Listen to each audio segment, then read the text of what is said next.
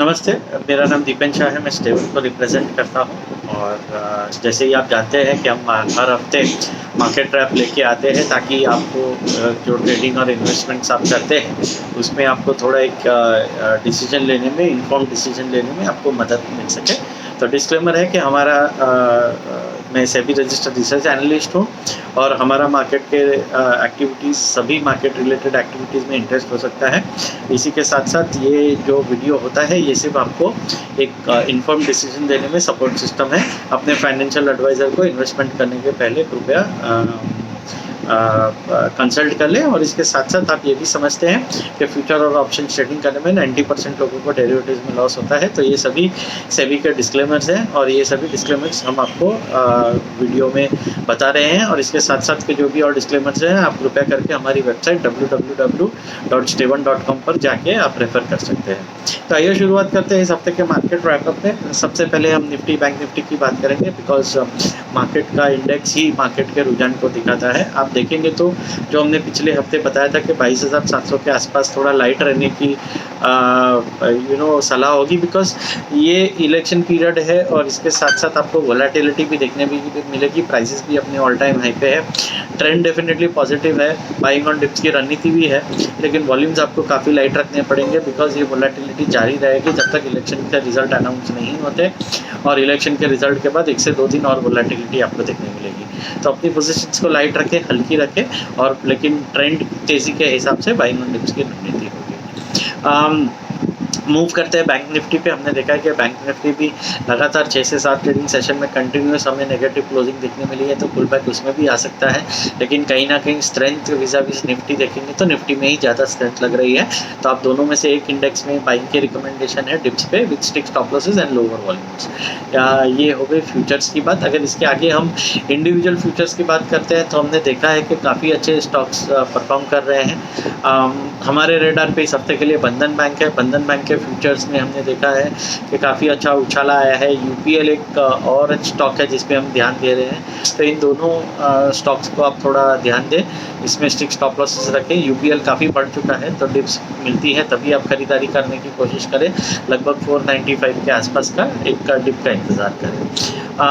अगर हम ऑप्शंस की बात करेंगे तो अगेन ऑप्शंस को हम एक हेज की तरह यूज़ कर सकते हैं। अगर मार्केट में गिरावट आती है तो थोड़े कॉन्ट्रैक्ट्स हैं जिसमें आप शॉर्ट सेलिंग की जगह पे ऑप्शंस या पुट्स बाई करके चल सकते हैं।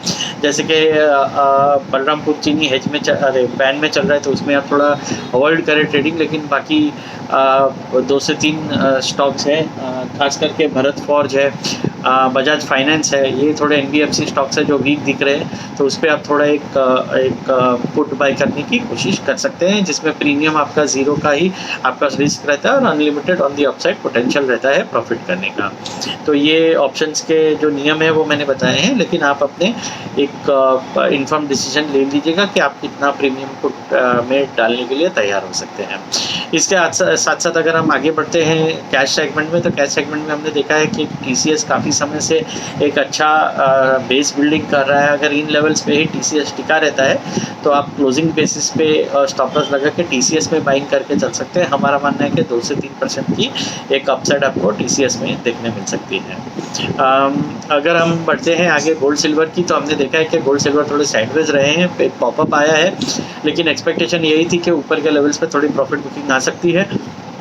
तो जो अभी 72,000 के लेवल्स है वो हमारे हिसाब से 70,000 से 68,000 के बीच में आ सकते हैं, तो वहाँ पे आप खरीदारी करने की कोशिश करें बिकॉज वहाँ पे ज़्यादा बेटर रिस्क रिवॉर्ड रेशियो मिलेगा।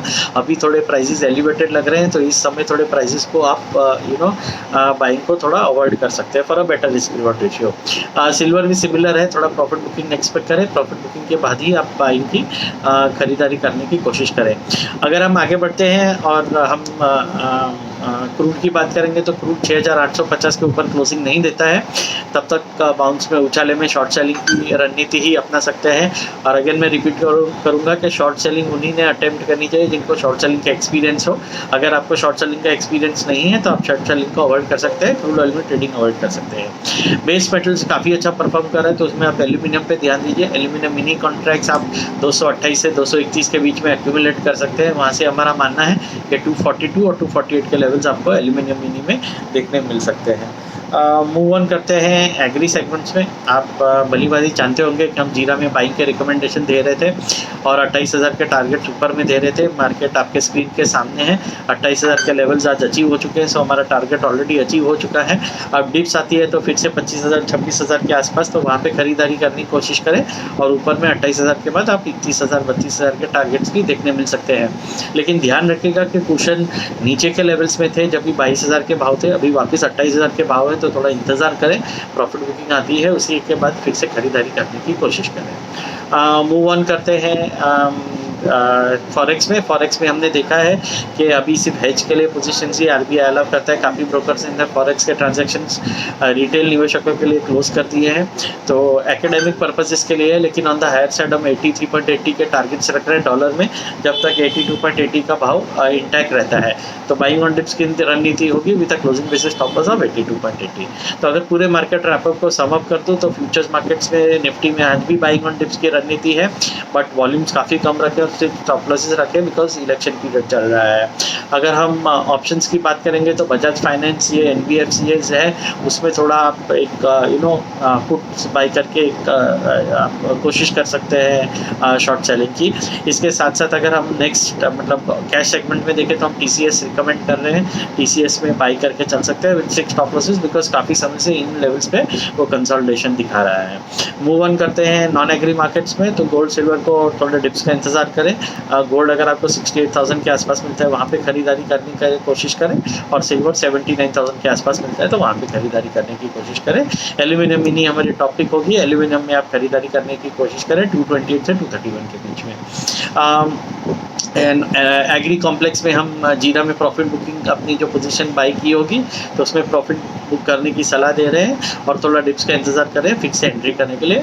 और फॉरेक्स मार्केट में last but not the least हम डॉलर में बाई करने की सलाह दे रहे हैं विद 6 स्टॉप लॉसेस ऑफ 82.80 और टारगेट में आपको ऊपर में 83.80 देखने मिल सकता है। तो इसी के साथ हम इस हफ्ते का मार्केट रैपअप कंप्लीट कर रहे हैं। आशा है, उम्मीद है आपको हमारी कोशिश है जो मार्केट रैपअप की है, जो इंडिया में इकलौता ऐसा मार्केट रैपअप है पोटेंशियली जो आपको सभी मार्केट्स के सभी सेगमेंट्स के बारे में टेक्निकल बेसिस पे आपको जानकारी देता है ताकि आपके इन्फॉर्म डिसीजन हो सकें। तो कृपया करके हमारे वेबसाइट को और हमारे इस वीडियो को और भी स्प्रेड कीजिएगा अपने फैमिली फ्रेंड्स के साथ, और हमारे यूट्यूब चैनल को ज़रूर से सब्सक्राइब कीजिएगा।